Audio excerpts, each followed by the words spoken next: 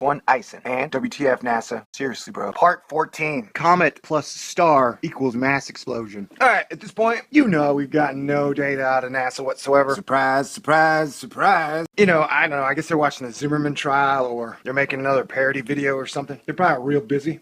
So first of all, we might as well consider NASA kind of like the DMV, Department of Motor Vehicles of Astronomy now. Because all we do is we go there and we wait and we wait and we wait. And you know, at the DMV you eventually get something. But in this waiting period, we may not get much. Like the chances of the global currency collapsing before ISON gets here are now at 50-50, baby. I've always tied the two in together for some weird reason, and it looks like my calculations are pretty correct. Anywho, one thing we're going to talk about in this fantastic video is I was watching just something I noted. This is from a couple months ago. NASA put out a video about a gamma ray burst on December 25th, 2010. It was so massive they couldn't explain it. So they came up with some theories. And at first, scientists proposed two theories. The first is a comet falling into a neutron star. Watch this. There goes the comet. Looks like a ghost. Into the neutron star. Boom! WTF? Wait, so when did comets falling into this star make stars explode? I mean, that's new info. And then over here we've got the neutron star falling into its yellow star, kind of like our star, you know? So they get married, they fall in love, the two become one, and bam, big old GRB. And then they came up with a third suggestion, and more likely option, is that the explosive death of a star hundreds of times our star's size and mass. Bigger than the entire orbit of Jupiter. It just exploded, which is kind of crazy. So a comet falling into a star can create an effect just like a supermassive super blue giant exploding? This is new data. How is a dirty snowball supposed to make a sun or a star explode? This is new information, man. So we can't go through any of the data NASA's given us because they haven't given us anything. You know, they're like super prude. Like they're on freaking information lockdown. They are acting like Comet ISON never even happened. You can tweet or Twitter, send emails, all you want. Say, hey NASA, WTF the hell is going on with Comet ISON? Did you guys hype this mofo up so much? And they won't say nothing. They ain't gonna say nothing. They're gonna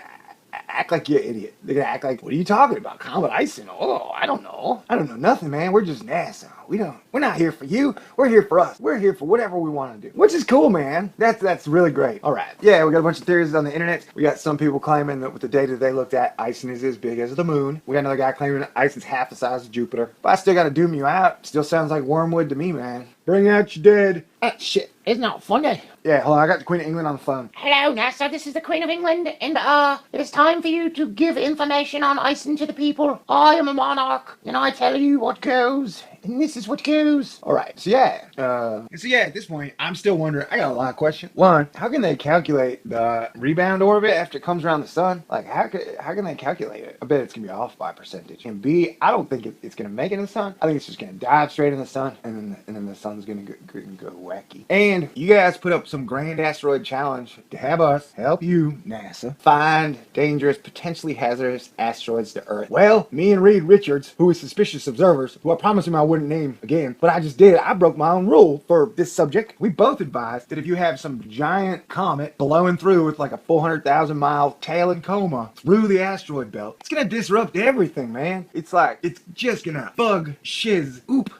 Update? Shit, I forgot my big line. So you need to turn a camera on it, and you need to start talking, people. Okay. All right. Hey, now we are gonna looky-loo over at Universe Today. They've got them some fancy astronomer, and are gonna ask him what he thinks. I'm gonna break it down for you real quick. He says he doesn't know. Okay, great. Nobody knows nothing except NASA, and they ain't talking. Okay, a little bit of reading. Comets are the big question marks of observational astronomy. Well, no duh, man. Especially when we can't observe it. Comets do seem a bit strange, in that NASA's saying, "Oh my God, they're just dirty snowballs." It really don't make sense to me. Like, okay, why? How come comets get covered in the ice and the stuff that causes them to outgas and create these big, bright, beautiful displays, but asteroids, which I would think get as cold as comets, don't ever do that? How come asteroids, I mean, some asteroids go near the sun, right? So what is it, what makes a comet and an asteroid an asteroid? What is the major difference? I still think comets are like seeds. Anyway, I got no information to back that shit up. And once again, I want to remind you, we are currently losing Comet ISON behind the sun as it crosses through the constellation Gemini, and will not return to morning skies until late August. So yeah, we are SOL. That means shit out of luck, kids. I'm sorry, I shouldn't be saying the word shit, but that's basically what NASA's been giving us. There's no other term to describe it. NASA's giving us shit for like 4 months. Congrats, NASA. I know Barack Obama's probably saying, don't give those jerks nothing they want. From October on, things should get really interesting. Well, no duh. But here's my favorite quote. Knowing that we aren't going to get to see anything about it till maybe September, this is what Universe Today says. What this sort of lag might do to the internet pundits and prognosticators might be equally interesting to watch. Well, Universe Today, I'm glad you guys are fans of mine. Anyway, but it's obvious that the professional astronomers and everybody's like laughing at us, which is fine. Laughter's medicine. I don't care if you're laughing with me or laughing at me. I made you laugh, man. And I'm pretty sure you didn't make me laugh. It's hard to make me laugh. Anyway, so nickety knack, get it back? Alright.